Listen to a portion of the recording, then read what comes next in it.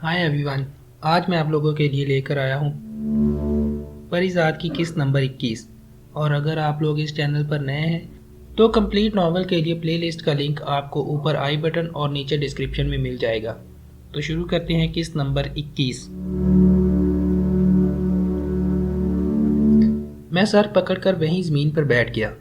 चंद लम्हों के लिए हर तरफ अंधेरा सा छा गया। फिर अचानक मुझे यूं लगा जैसे करीब पड़े मेरे सेल फोन से अभी तक कबीर खान की आवाज़ आ रही हो। मैंने जल्दी से फ़ोन उठाया। दूसरी तरफ वही था। क्या हुआ साहब? उस तरफ बहुत शोर था।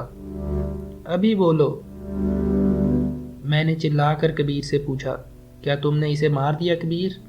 नहीं साहब, उधर सिग्नल पर वो बिल्कुल निशाने पर था, मगर चौक पर कोई हादसा हो गया इसलिए रश जमा हो गया, मगर हम इसके पीछे हैं किसी सुनसान सड़क पर।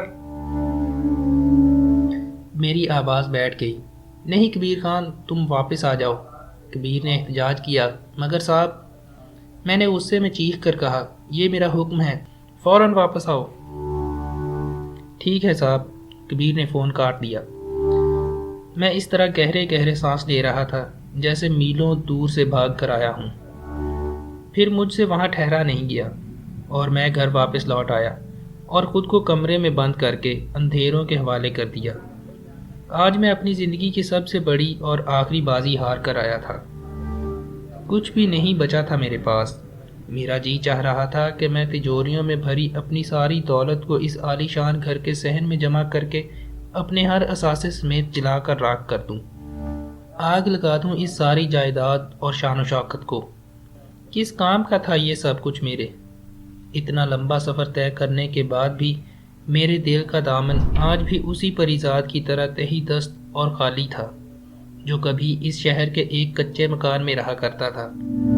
किसी ने ठीक ही कहा है कि दिल की वीरान खाली बस्तियां मुकद्दरों से बसा करती हैं, और मेरे नसीब में मेरे मन की यही सूनी हवेली ही लिखी थी। लेकिन अब मैं अपने इस दुश्मन दिल की मजीद किसी चाल में आने वाला नहीं था। बहुत मनमानियाँ कर चुका था ये अपनी। बड़ी जिल्लत और ख़ारी उठाई थी आज तक मैंने इस दिल के कहने में आकर, मगर अब इसी वहशी दिल को सज़ा देने का वक्त आ चुका था। और मुझ जैसे दिल जले जब खुद को सज़ा देने पर आते हैं तो वो सज़ा बड़ी सख्त होती है। अगले रोज़ मैंने एक पावर ऑफ अटर्नी के ज़रिए कुछ अहम फैसले किए। अपने तमाम फैले हुए कारोबार और अमले को एक ट्रस्ट के ज़ेरे एहतमाम करके सब के हिस्से मुकर्रर कर दिए। मेरी आमदनी का एक बहुत बड़ा हिस्सा इसी ट्रस्ट के ज़ेरे एहतमाम डॉक्टर पॉल के प्लास्टिक सर्जरी के इदारे को जाता था। मैंने डॉक्टर पॉल को एक आखिरी ईमेल लिखी। मोहतरम डॉक्टर पॉल, मैंने अपनी प्लास्टिक सर्जरी का इरादा मुलतवी कर दिया है क्योंकि आप ही के इदारे की तारफ़ी सतर के मुताबिक ये बात बिल्कुल दुरुस्त निकली कि चेहरे बदले जा सकते हैं, तकदीर नहीं। और मुझे शायद इस बात का एहसास बहुत देर में हुआ कि मुझे अपनी तकदीर बदलने की ज़रूरत चेहरा बदलने से कहीं ज़्यादा थी। मगर अफसोस, मैं किसी ऐसे इदारे को नहीं जानता जो अल्लाह से सिफारिश करके मेरी तकदीर बदल डालता।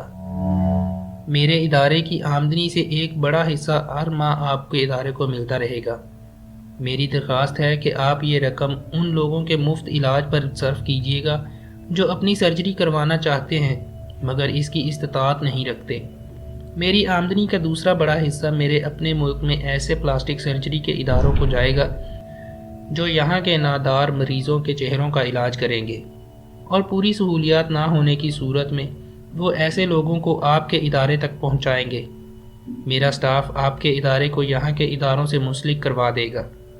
ये मेरी आखिरी ईमेल है क्योंकि इसके बाद मैं खुद को इस दुनिया की भीड़ में कहीं गुम कर दूंगा, इसलिए कि मैं नहीं चाहता कि जिसके लिए मैं अपने चेहरे की सर्जरी करवा कर इसे खुशनुमा बनाना चाहता था वो कभी मेरे इस चेहरे को देखे और इसकी आंखों में मेरे लिए हकारत या हमदर्दी की वो लहर पैदा हो जो अज़ल से मेरा मुकद्दर है।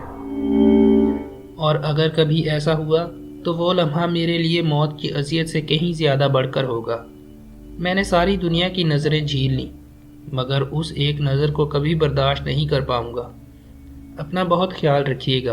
दुआ गो परिजात। शाम तक सारे कागज़ तैयार हो चुके थे। کمالی سمیت چند دیگر سینئر اور وفادار عملے کے ارکان کو بورڈ آف ڈائریکٹرز میں شامل کر دیا گیا۔ میرے بہن بھائیوں، دوستوں، رشتہ داروں اور عملے سمیت سبھی کے لیے ماہانہ مشاہرے کے علاوہ حصے کے طور پر ایک معقول رقم مخصوص کر دی گئی۔ میں نے کچھ ایسا انتظام کر دیا تھا کہ میرے جانے کے بعد بھی سارا سلسلہ اسی طرح چلتا رہے۔ جب کمالی کو میں نے رات گئے طلب کر کے ساری تفصیلات سے آگاہ کیا تو وہ ایک دم گھبرا گیا۔ مگر سر، آپ کہاں جا رہے ہیں؟ اور معاف کیجیے گا سر، یہ پاور آف اٹرنی سے کہیں زیادہ کوئی وصیت نامہ لگتا ہے۔ میں آپ کو کہیں جانے نہیں دوں گا۔ اسٹاف سے یہ سب کچھ اکیلے نہیں سنبھلے گا سر۔ میں نے اسے تسلی دی، فکر مت کرو، سب یوں ہی چلتا رہے گا، اور میں کہیں نہیں جا رہا۔ بس اچانک کچھ ضروری مسائل درپیش آ گئے ہیں، اس لیے کچھ عرصہ شاید غیر حاضر رہوں گا۔ اور یاد رہے، میرے کہیں جانے تک یہ کاغذ تمہارے پاس امانت کے طور پر رہے گا۔ مجھے یقین ہے کہ تم میرا یہ بھرم ضرور قائم رکھو گے۔ کمالی کی پلکیں بھیگ گئیں۔ میں آخری سانس تک آپ کا ہر بھرم نبھاؤں گا سر۔ کہ آپ جا کہاں رہے ہیں؟ کبھی آپ سے رابطہ کرنا ہو تو کیسے کیا جائے؟ فی الحال تو میرا خود اپنے آپ سے رابطہ بھی ممکن نہیں ہے کمالی۔ میں کوشش کروں گا کہ تمہیں مطلع کر سکوں۔ اب تم جاؤ، اور ہاں، کبیر خان کا خاص خیال رکھنا، ایسے وفادار بہت نایاب ہوتے ہیں۔ کمالی افسردہ سا دل میں بہت سی باتیں لیے واپس لوٹ گیا۔ کچھ دیر میں کبیر خان آ گیا۔ وہ کچھ چپ چپ سا تھا۔ میں نے مسکرا کر اسے دیکھا۔ مجھ سے ابھی تک ناراض ہو کبیر خان؟ کبیر نے جلدی سے کانوں کو ہاتھ لگایا۔ نہیں صاحب، ہم آپ کا غلام ہے، مگر آپ نے اس ڈاکٹر کو معاف کر کے اچھا نہیں کیا۔ دشمن پر رحم نہیں کھانا چاہیے، کیونکہ جب اس کا وقت آئے گا تو وہ آپ پر رحم نہیں کرے گا۔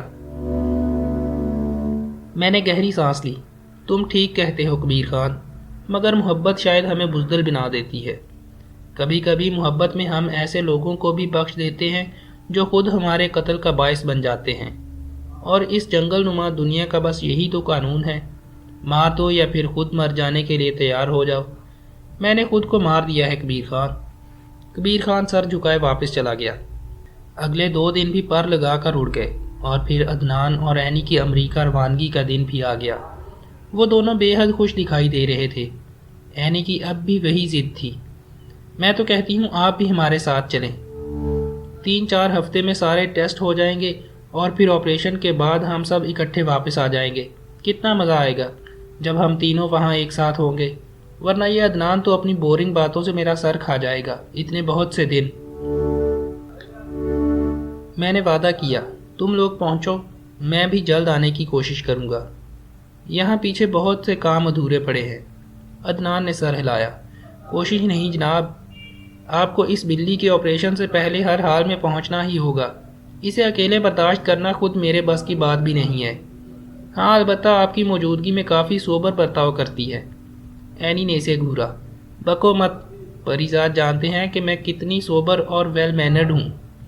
اتنے میں اندر سے ان کی فلائٹ کا اعلان ہونے لگا۔ میں نے ان دونوں کو رخصت کیا۔ تم دونوں ہی بہت اچھے ہو، چلو اب دیر نہ کرو، فلائٹ کا اعلان ہو گیا ہے۔ عینی جاتے جاتے ایک لمحے کے لیے پلٹی۔ میرا دل بے قابو ہونے لگا۔ وہ میرا سب کچھ لوٹ کر اپنے ساتھ لے جا رہی تھی۔ اس کی آنکھیں بھی بھیگ رہی تھیں۔ پریزاد، وقت پر پہنچنے کی کوشش کیجیے گا۔ میں وہاں روزانہ آپ کو بہت یاد کروں گی۔ اپنا بہت خیال رکھیے گا۔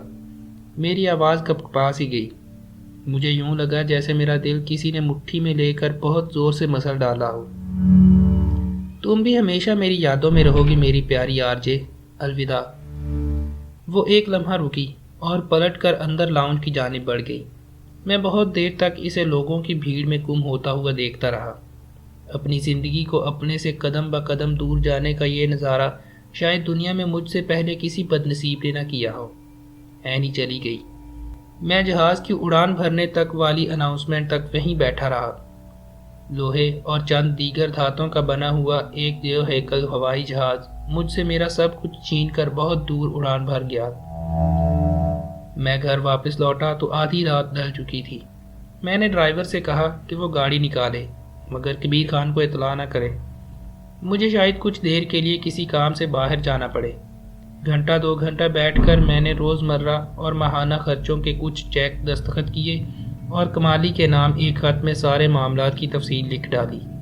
फजर से कुछ देर कबल मैं तन्हा घर से बाहर निकला और ड्राइवर को मैंने रेलवे स्टेशन चलने के लिए कहा। एनी के जाने के बाद मेरा दिल और दिमाग जैसे बिल्कुल सुन्न से हो गए थे।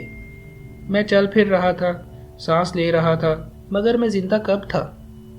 सिर्फ सांस लेना ही जिंदगी की शर्त क्यों ठहरा दी गई है? जीवन तो इससे कहीं बढ़कर और सिवा है।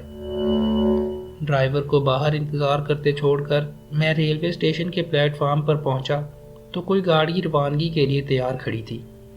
मैंने बिना सोचे समझे आखिरी स्टेशन का टिकट लिया और दर्जाबंदी के एहतमाम की फ़िक्र किए बगैर पहली बोगी में सवार होकर एक खाली सीट पर बैठ गया। कुछ देर में ट्रेन ने सीटी बजाई और प्लेटफार्म छोड़ दिया, मगर यादें दिमाग का प्लेटफार्म भला कब छोड़ती हैं।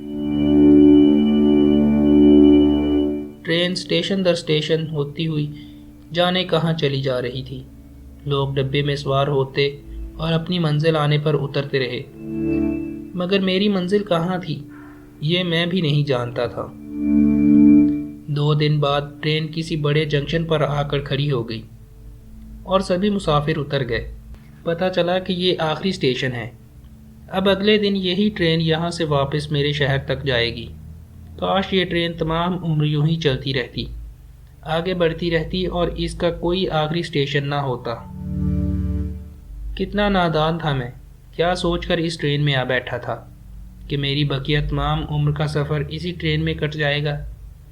जब तीसरी बार ट्रेन के अमले ने मुझे आकर ये बताया कि अब ये गाड़ी आगे कहीं नहीं जाएगी, तो मैं नीचे उतर आया और कुछ फासले पर पीछे लकड़ी के एक पुराने से बेंच पर जाकर बैठ गया।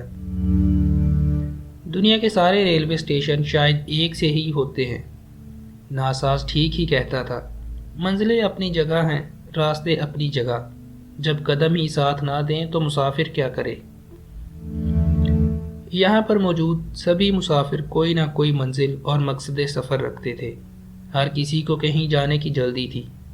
बच्चे, बूढ़े, औरतें और मर्द, भीड़, हजूम और भांत भांत की बोलियाँ, उजलत, ज़ादे राह और रास्तों की फ़िक्र, सभी किसी न किसी धुन में मगन थे।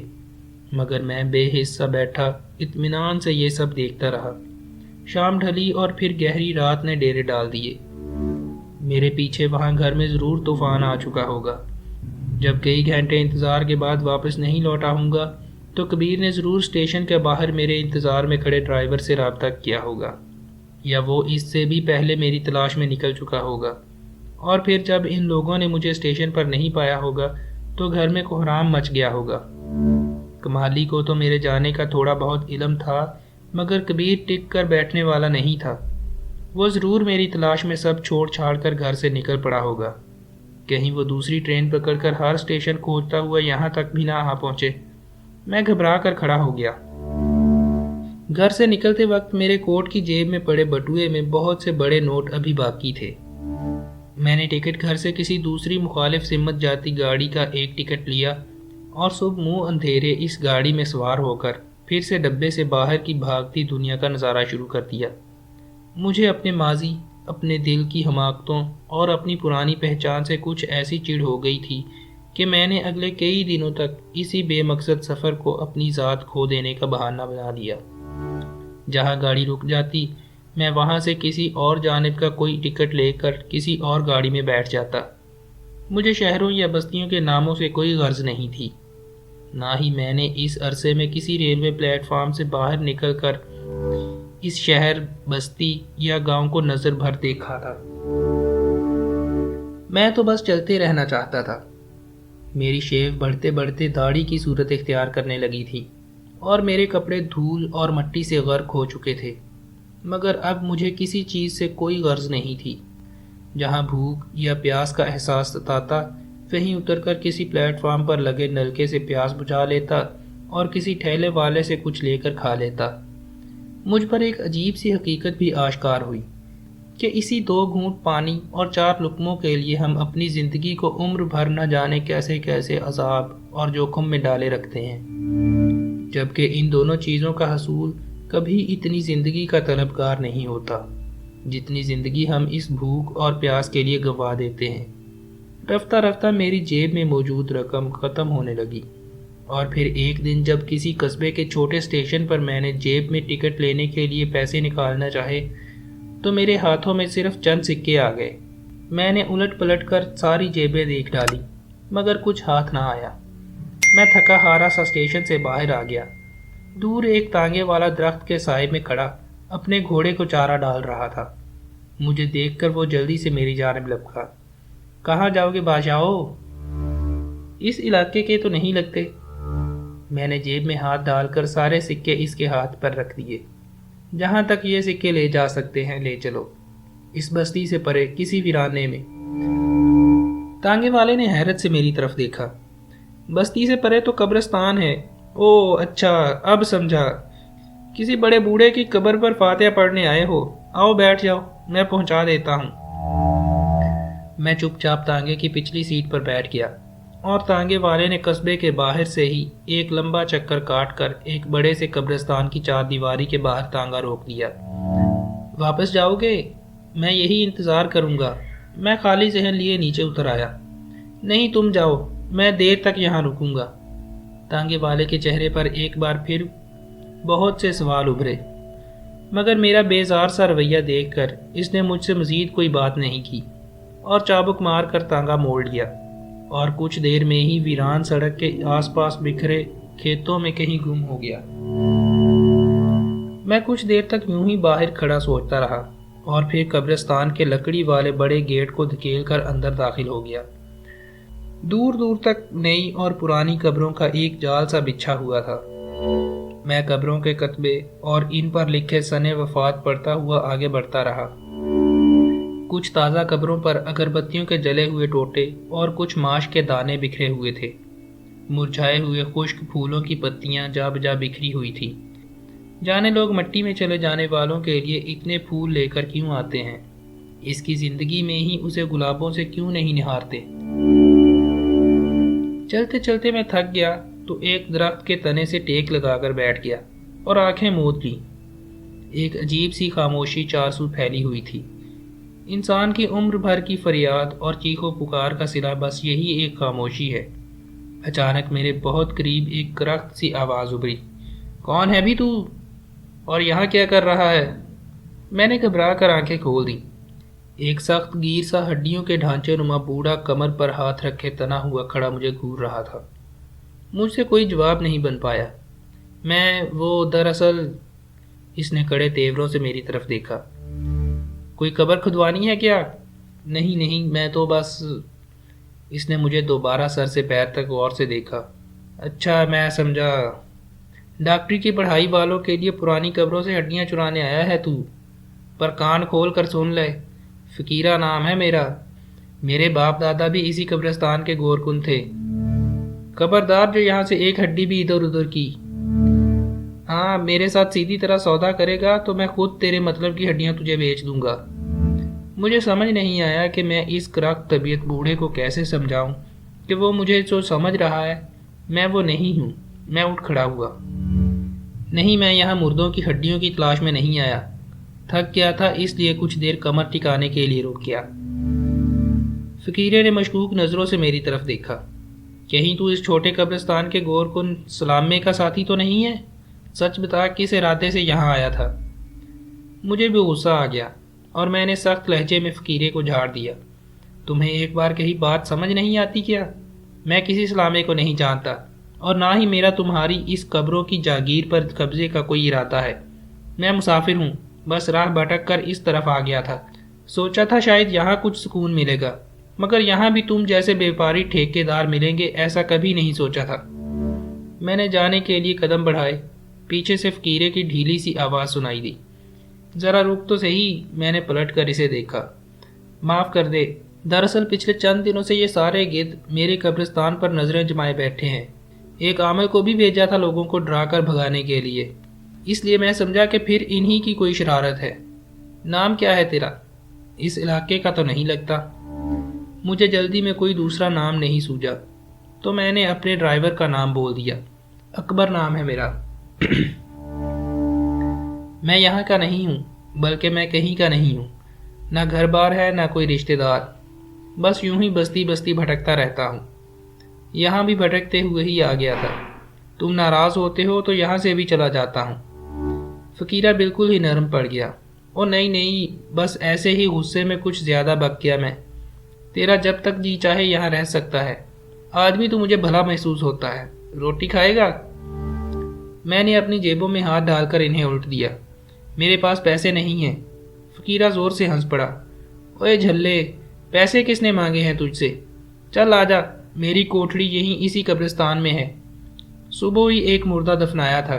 اس کے گھر والے میٹھے چاولوں کی دیگ بانٹ گئے تھے، ابھی بہت سے چاول پڑے ہیں۔ میں چپ چاپ فقیرے کے پیچھے چل پڑا۔ اس کی چھوٹی سی کٹیا میں ایک چھلنگا سی چارپائی، کونے میں پڑی پانی کی سراہی اور گلاس، اور ایک جانب چھوٹی سی دیوار کے پیچھے بنے باورچی خانہ نما کونے میں چند پرانے سلور کے برتن پڑے ہوئے تھے۔ ایک جانب گینتی، بیلچا، کدال، رسی اور قبر کھودنے کا دیگر سامان پڑا ہوا تھا۔ فقیرے نے ایک پلیٹ میں چاول ڈال کر میرے سامنے رکھ دیے اور مجھے اپنے بارے میں بتاتا رہا کہ وہ یہاں تنہا رہتا ہے۔ شادی اس نے کبھی کی نہیں اور میری طرح اس کا بھی کوئی رشتہ دار نہیں ہے۔ باتوں باتوں میں شام ڈھل گئی اور جب میں فقیرے کی کٹیا سے باہر نکلا تو رات ڈھل چکی تھی۔ میں نے فقیرے سے رخصت چاہی تو اس نے مجھ سے پوچھا، اب کہاں جائے گا؟ پتہ نہیں، جہاں یہ رستہ لے جائے۔ فقیرے نے چند لمحے سوچا اور پھر مجھے آواز دے کر روک لیا۔ تو یہیں کیوں نہیں رہ جاتا؟ تیرا ٹھکانہ بھی ہو جائے گا اور میرا ہاتھ بانٹنے والا بھی مجھے مل جائے گا۔ میں نے حیرت سے اسے دیکھا۔ مگر میں یہاں کیا کروں گا؟ وہ زور سے ہنسا۔ میری طرح قبریں کھودے گا اور کیا؟ تو یہ تھی آج کی قسط۔ اگر آپ لوگوں کو پسند آئی ہو تو پلیز چینل کو لائک اور سبسکرائب ضرور کیجیے گا۔